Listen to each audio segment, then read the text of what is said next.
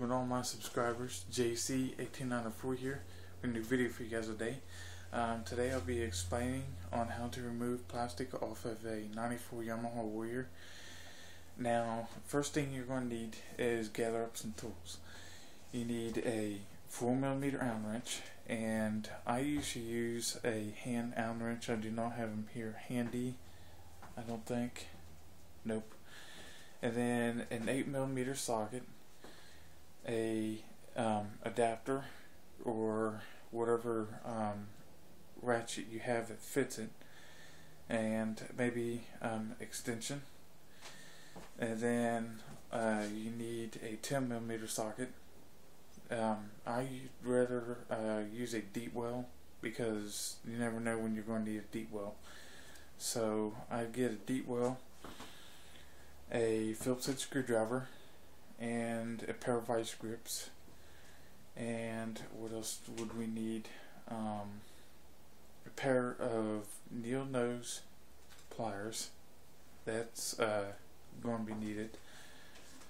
And then a 12mm socket for the headlights. And I believe that's it. If I forget something, I'll go along and tell you. But first off, you need to remove the seat, and that's pretty easy to do. We're going to start with the back and work to the front. And then remove your battery. That's either a Phillips head screwdriver or a 10mm socket. That's pretty easy to remove.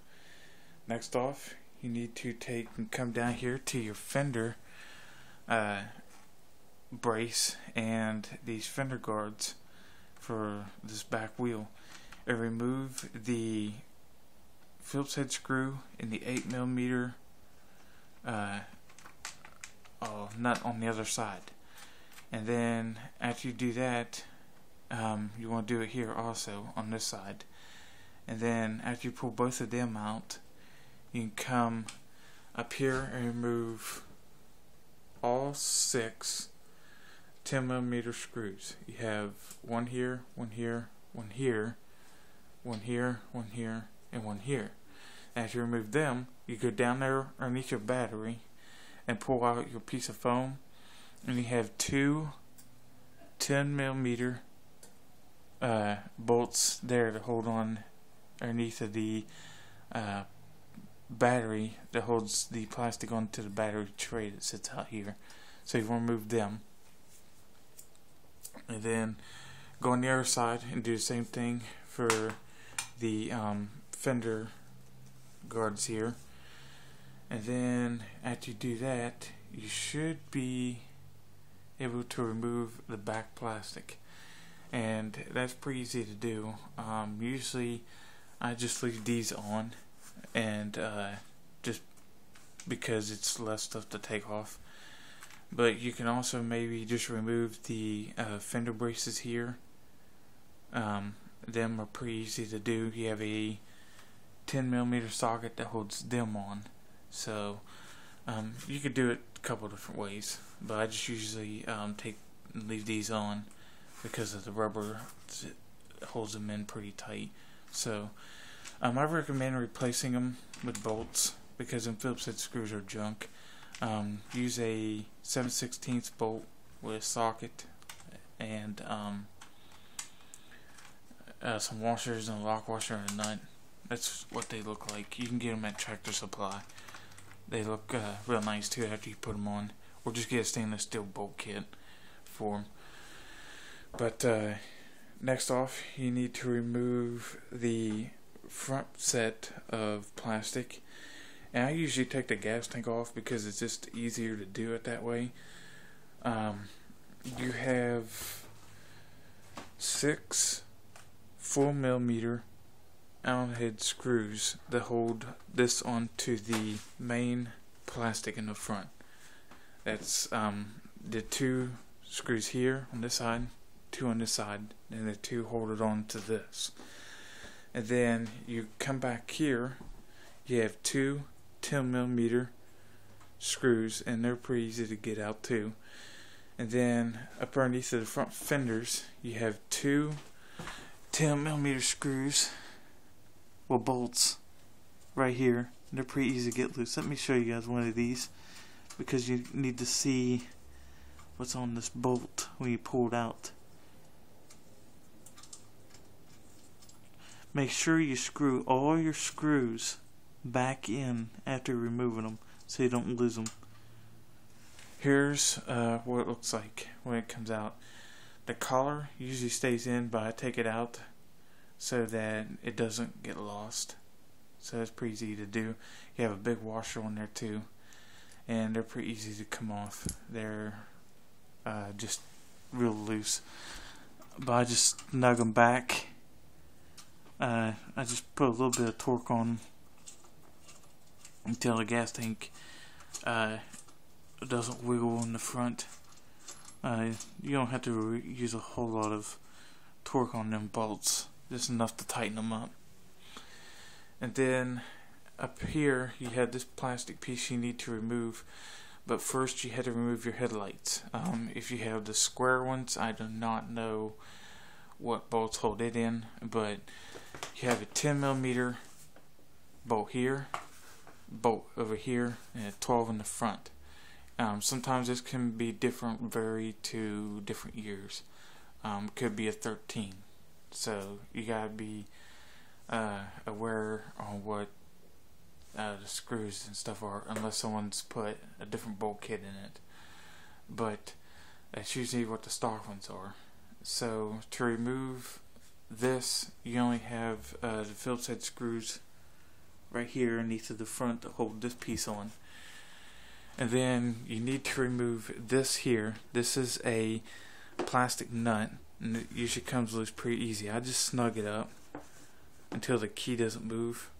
I just hand tighten it, then just snug it a little bit with a crescent wrench, and usually it comes loose. But if you can't get it loose, use a pair of vice grips on it, and that's usually breaks it loose pretty easy. But them are kind of pain to get loose. You have a connection underneath it here that's pretty easy to get loose too. It comes down and plugs into a light gray connector. It's this one right here, unless you want to unplug it if you can't get that loose. And then this here will come off.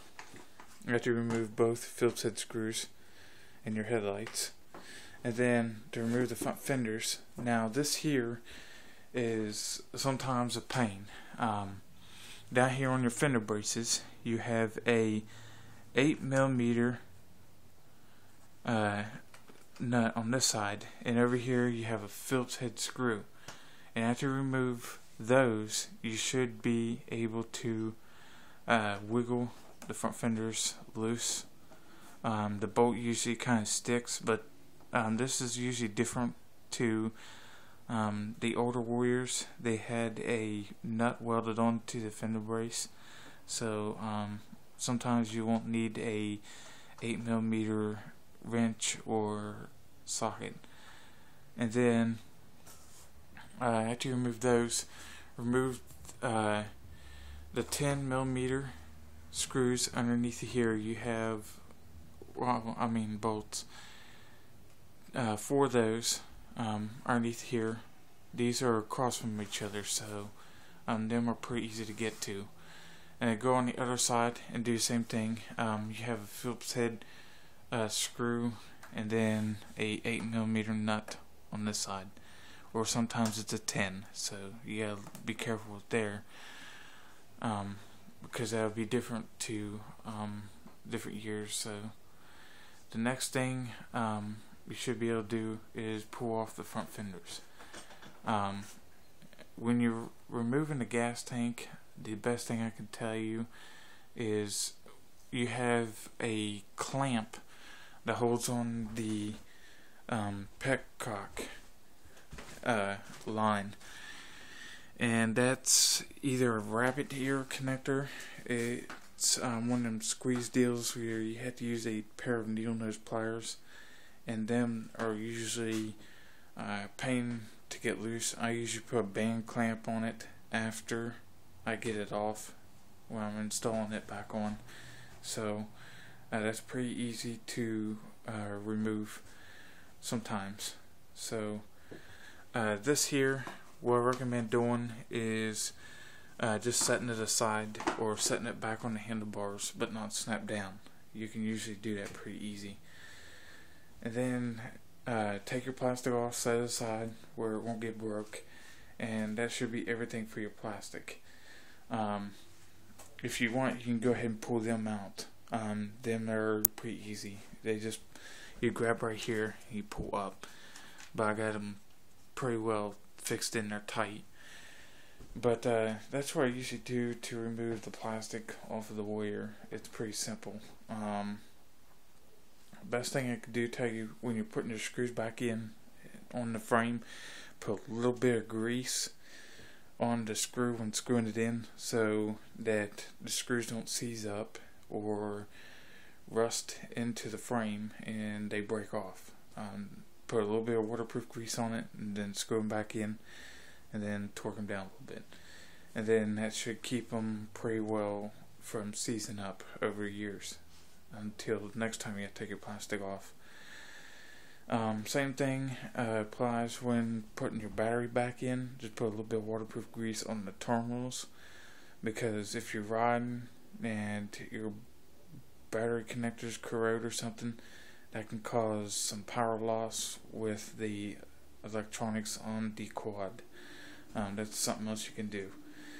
But that's on how to remove plastic off of a 94 Yamaha Warrior 350. Thanks for watching, and stay tuned for more how-tos.